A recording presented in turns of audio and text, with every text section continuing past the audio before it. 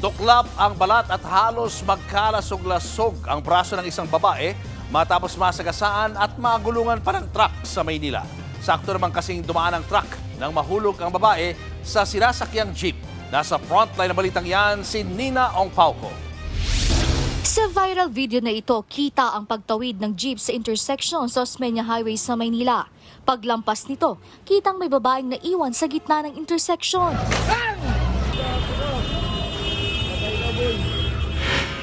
Nabangga at pumailalim ang babae sa truck.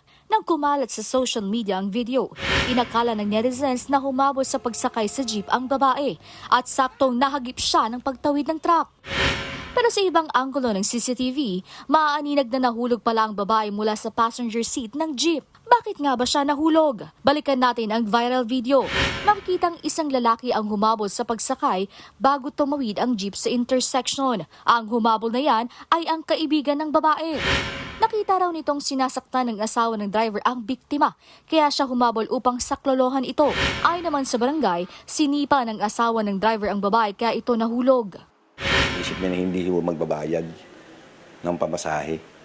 Parang magwa 1, 2, 3 ba ganun.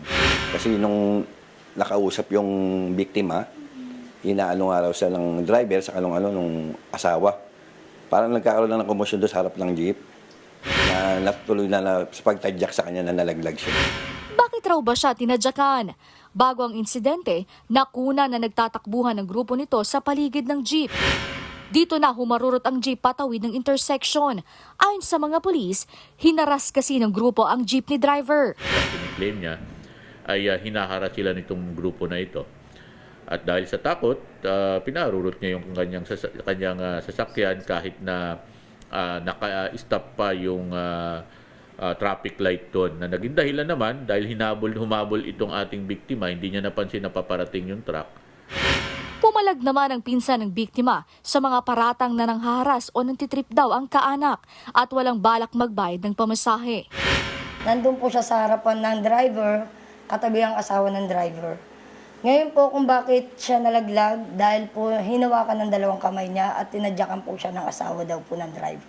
Dinala na sa ospital ang babaeng nagulungan ng truck at kasalukuyan nagpapagaling. Tuklap ang balat at halos magkalasog-lasog ang kanyang braso. Kinakailangan siyang lagyan ng bakal sa braso. Sa ngayon, nakipag-ugnayan na raw sa mga pulis ang driver ng truck. Posible siyang maharap sa kasong reckless imprudence resulting in physical injuries. Nakatakda namang sampahan ng kasong physical injury ang dalawang kaibigan ng biktima dahil sa pananakit umano sa driver. Nagbabalita mula sa Frontline, Nina Ongpauco, News 5. Mga kapatid, Julius Babaw po. Para sa komprehensibo at makabuluhang balitaan at talakayan, mag-follow at mag-subscribe na sa social media pages ng News 5.